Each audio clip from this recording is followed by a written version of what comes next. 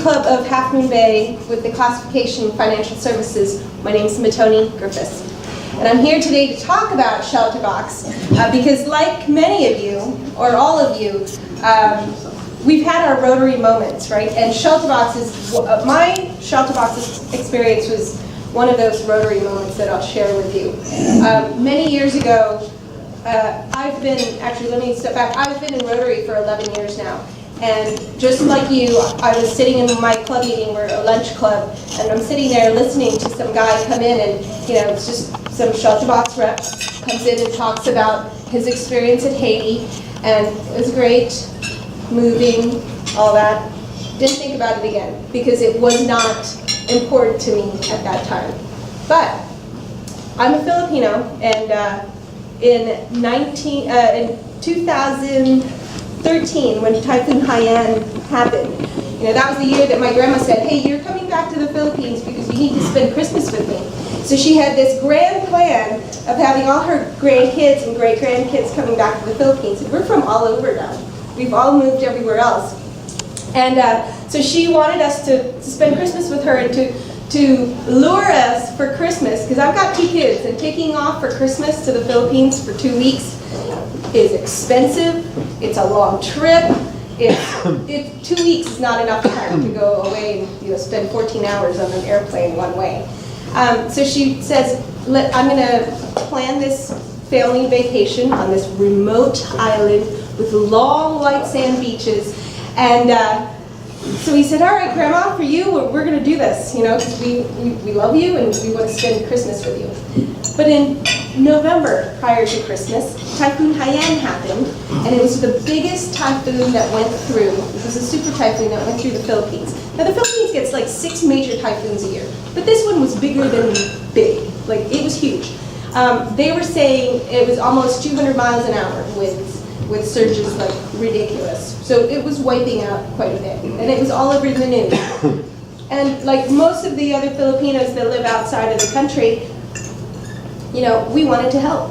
So I thought back to that Rotarian who came to my club and had a presentation about Shelterbox. And I said, you know what, I'm a Rotarian, I believe in my Rotary International and what we stand for, and if these guys are still partners with Shelterbox, I'd like to send my donation through a Rotary partner, because I know that if Rotary is involved, I know the money is going to get there. Because I know the Philippines, and like many other third world countries, you send money out there and you're not so sure it's going to get there. It's happened a lot, and it happened in Haiti, and it happened in other places where disasters struck. So I did. Gathered my friends and family, and I said, let's send our money through Shelterbox. Sent thousands of dollars, sent it to Shelterbox, and we still went to the Philippines. We still went to this remote island, because when we called on the resort, which happened to be very deserted, remote island, right, in the middle of nowhere, happened to be right like smack in the middle of the typhoon path. But we called the resort and we said, look, we're bare bones, but we're operational. Rooms are open. I'm not so sure how fresh the food's going to be, because the island is wiped of everything. But as we neared the island, it took us 8 hours to drive from Cebu to the top of to the island of Cebu, and then we took another ferry. We got a couple hours ferry to this island, so it's pretty remote.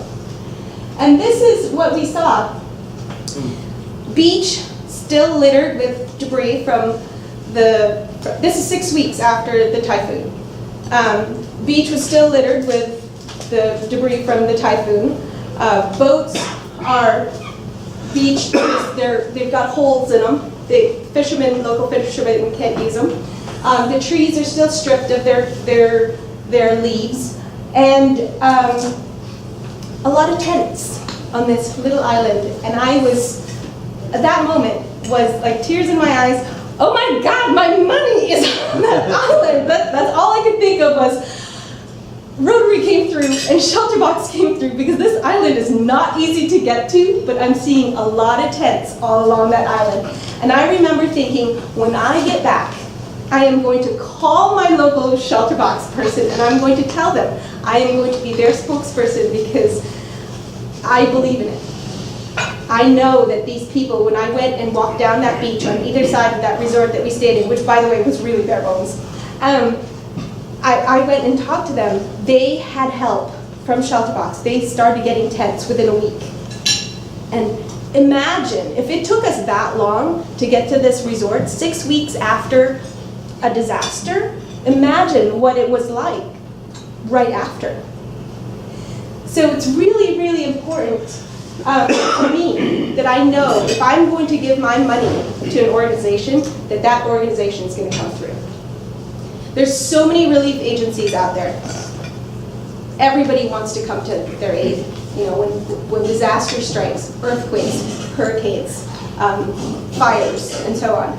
You want to help, but you need to pick the person. You need to make sure that the person that you're entrusting your funds to will come through at the end. And that's what I found with Shelterbox, and that's why I strongly, strongly believe in it. We provide emergency shelter and supplies to support communities around the world. It's not just natural disasters. We also go and we monitor conflicts around the world. So Syria is a huge thing for us right now in Mosul, and I'll talk about that in a little bit. We've been helping and responding to disasters, over 250 disasters and humanitarian crises in over 90 countries.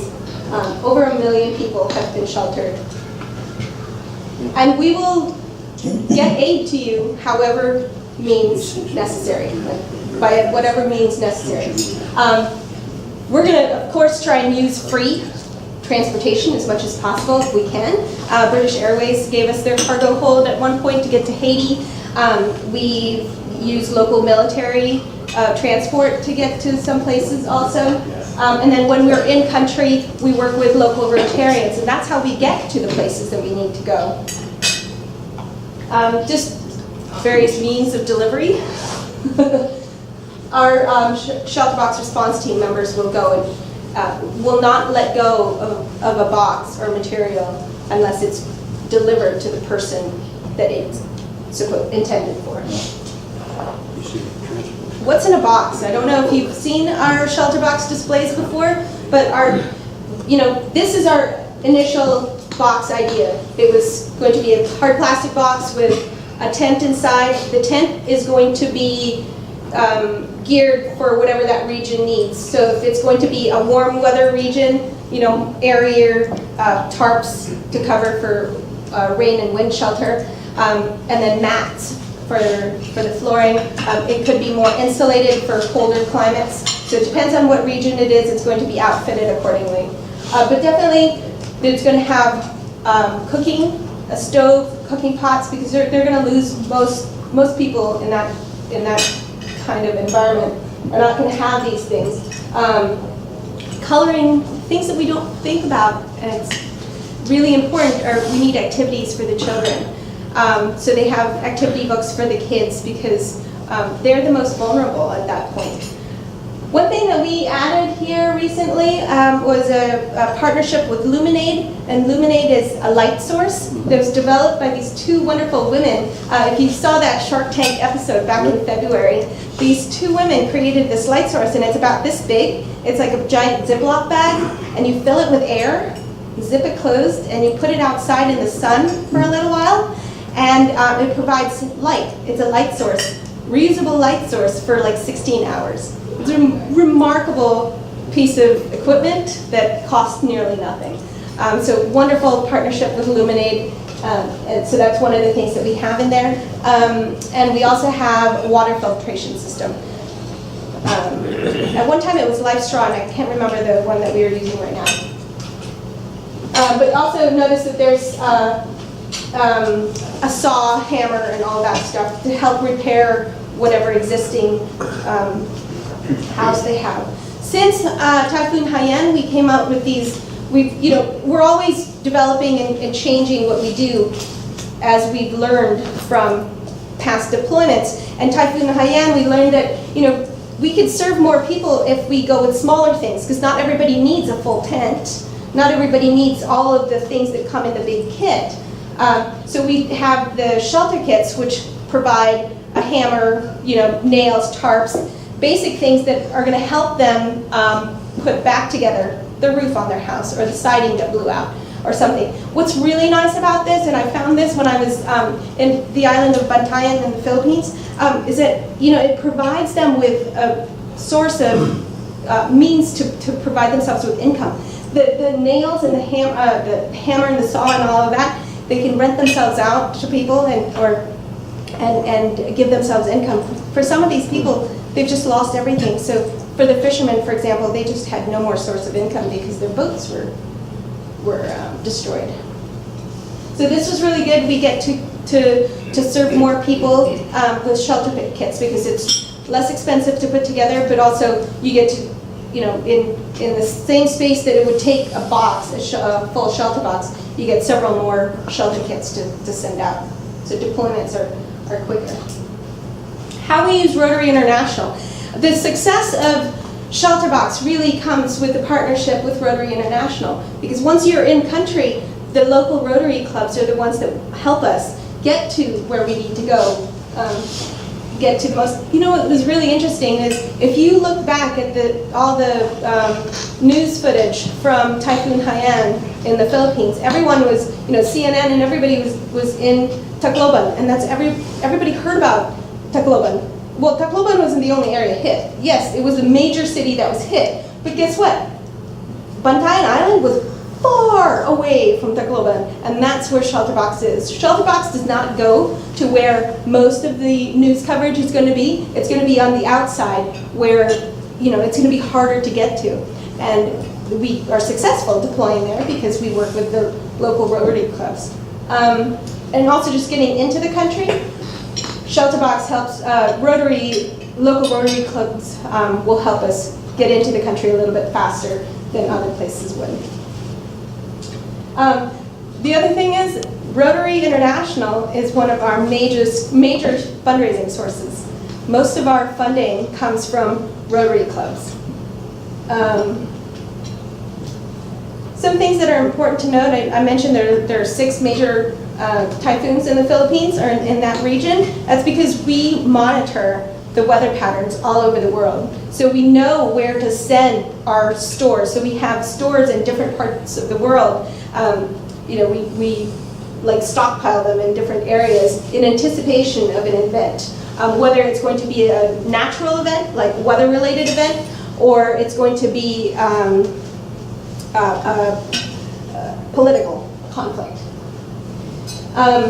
Shelterbox response team members are all volunteers. We're all volunteers. All the ambassadors that go out, we're all volunteers. The only ones that are really the ones that get paid are those in Florida. She's the executive director, and her team down there who help run all the rest of us, make sure that we're all in line. But otherwise, we're a volunteer organization just like Rotary is. For a response team member, they can be out for maybe up to 2 weeks at a time. So if you become a response team member, you go inside this database and you log in and you say, hey, I'm going to be available from this day to this day. I'm giving you my vacation time. And then they'll say, hey, something just happened in Ecuador. You're going to be leaving in 2 days. Or we're anticipating this in Mosul. You're going to be leaving in X number of days. And partnerships. We partner with local existing, we're partnering with existing aid agencies in ground. So Aleppo, for example, we've partnered with hand in hand with Syria. And then in various other locations, like in Vanuatu, we partnered with CARE, and in Fiji with Mercy ships. So they're already there, and we just work together with them to reach more people. So really leveraging connections. Shelterbox is constantly preparing for the worst day ever. We don't want it to happen, but when it happens, we'd like to be there immediately, as close to immediately as possible. Why we do it? It's such a vulnerable situation when everything you have is lost. And I mean, if we think about it, imagine that child that has no light. Imagine that child who has to go without shelter. It's just, it's unbelievable for us when we have our creature comforts and everything. I talked about Syria. You know, we do a lot of things that aren't talked about in the news, or there's so many more pressing things in the news these days. But Syria, we've been in Syria since 2012, and that's not something very many people know about. You know, that's a lot of people leaving the country, even back then, and we've only really, it's only been in our news in the last year or so. But they've been leaving since 2012, and unrest has been happening internally. The other thing that a lot of people don't know is there's 300,000 people inside Syria right now, and in Aleppo, who have no homes, who are stuck, they can't get out. And that's who we're also serving right now. So Syrians leaving, and you know, so we're out in the surrounding areas in Jordan and Lebanon, but also inside Syria, we've worked with hand in hand with Syria to help those that are stuck, who are in there. Nepal, 2 major earthquakes within 2 weeks. Did we hear about it? We got one blip of the first earthquake in the news, that was it. But major parts of Nepal are still, to this day, it's been a year and a half or so now, are still without infrastructure. And I was just talking with a gentleman in the Rotary Club of, where was I this week? San Francisco Airport. And he was in Nepal, and he called me when he came back, and he said, I heard you're the Shelterbox gal in our district. Can you please come and talk to our club? Because I was in Nepal, and I saw Shelterbox everywhere. I didn't see anyone else. And he said, there's a dire need in Nepal. And he was really happy to see that Shelterbox was there in the areas that he was in. Also, again, really remote. Shelterbox was there and nobody else was, and nobody's talking about it. It's a huge problem. Nepal is a huge problem. It still is. And it's been a year and a half. Just this year alone, the reason why we don't talk about US deployments very much is because our infrastructure is pretty good. We've got FEMA, we've got local response teams, so we don't really, as Shelterbox doesn't really have to be there as much because we've got our things pretty much settled. But for the Louisiana flooding, we did respond to that, and the California wildfires, we had some deployments there.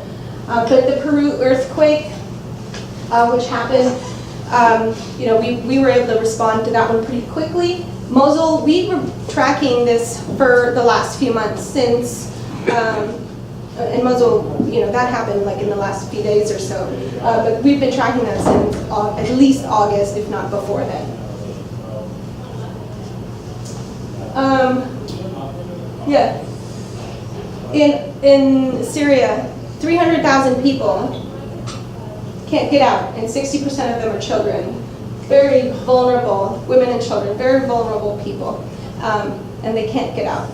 And there's stuff happening all around them. So some things that we did there, aside from sending them tents, bringing them tents and some gear, we also used some of our tents for schools because they don't have schools. Hurricane Matthew, most recently in Haiti,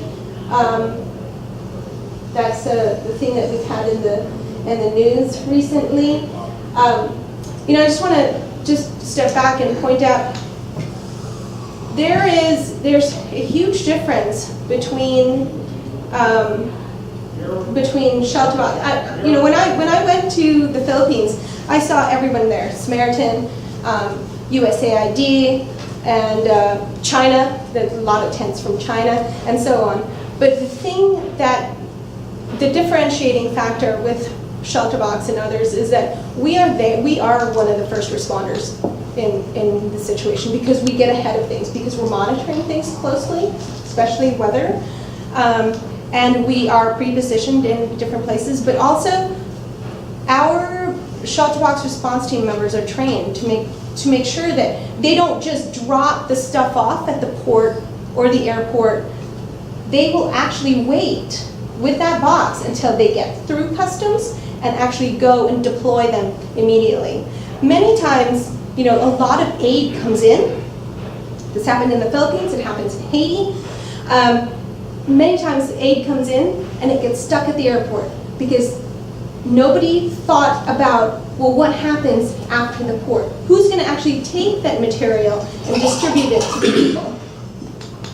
Or they don't want to do that, take over that hurdle of getting through customs and bribes and all that stuff that it takes to get through. And we don't pay bribes, because if we're there first, if you pay a bribe, then you've ruined things for everybody else coming in behind you. So those are things that you have to be trained to do in that situation. Our immediate priority is for human survival. These kids are things. I could take any questions, but the thing that I would, yes? Yeah, how do you get volunteers to accompany the box into Aleppo, for example? So in Aleppo, we've partnered with locals in there, agencies locally in Aleppo. Not very many people go in from our side, yeah. So again, that partnership is really crucial for that, so that they can actually get things moving. Are you volunteering? Yeah. Ken wants to go. Ken wants to go. I'm crazy. I could do it. I'll get you in touch with other people. But it is something that to go there. Where's the bucket? I'll use the vacation. Yes, tell me. Big time. So, can you talk a little bit about, because I know that the training to be a volunteer, to be on the ground and do the delivery, Yeah, I know that training is pretty extensive. it is. Can you talk a little bit about that? Yeah, so you have to apply to become a response team member. One, you have to be an ambassador, like myself. You go and you talk about Shelterbox and know about it. The other is to go to a 4-day training course in Texas, in the middle of nowhere, Texas. And they will go and simulate a disaster situation. And then you're simulating it, your lack of sleep and all of that stuff is going to be part of it. You're doing things in the middle of the night, in the dark, will be part of it, and so on. If you pass that, then you can apply to be included in this 9-day training course in Cornwall, in England. And over there, it's a much more extensive training course, and you're actually working with the SAS. That's like their Navy SEALs, and they'll put you through what deploying would be in like a really tense situation, right? The other thing that you have to learn is local customs. In some places, you can't put your foot on the tent because they're not going to touch that tent after you've done that. So you have to learn what local customs are going to be, how to put up a tent without using your feet in it, and so on. So yes, a lot more rigorous training happens in that 9-day course. And once you do, you become, and not very many people pass it. So you don't just automatically pass that 4-day training, and you don't automatically pass I guess I can't go the to 9-day Aleppo. training course. So what are the percentages of people that start the training that pass it? I don't know, because... Did you pass it? No, I don't want to yet. Oh, okay. I would love to, but my kids are too young, and I think my husband would freak out if I were gone for a couple of weeks at a time. But, that's the other part, is do you have the time to be gone for a deployment? And there's no pay. There's no pay. No, they'll pay for your flight to get there. That's part of the cost I'll take of the cost of Go to Cornwall. the boxes. But So when assuming you make it to a response team and you're assigned for a response, they'll pay for you to get there. yeah, Shelterbox or whomever will pay for you to get there. yeah, Wow. Big question. But then, Get back.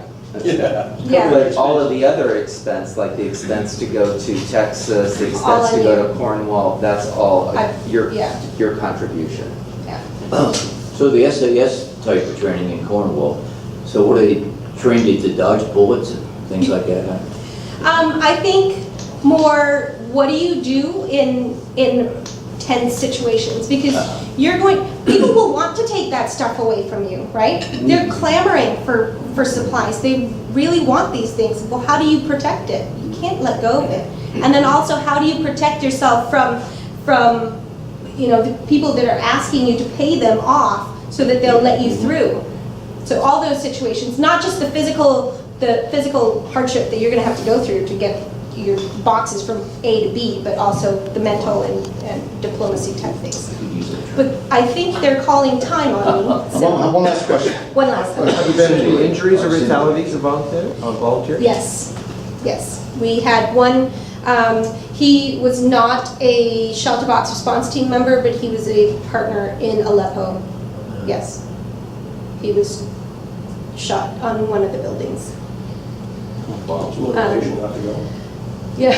It's a dangerous area. Aleppo's a dangerous area. Other than distribution, what is the relationship between Shelterbox and Rotary?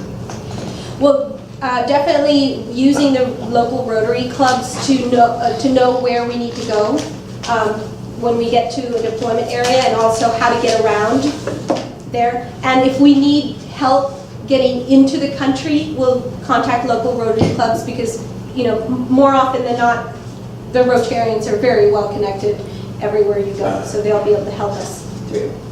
Our relationship is. So there's no formal relationship, right? It is a recognized, Rotary International recognizes Shelterbox as a partner. And I think we're the only one, if not there's only 2 recognized partners for Rotary International like this. So Shelterbox has passed the criteria of Rotary to be a partner. Absolutely, Fair enough. yes. That's great. Thank you. Okay, awesome.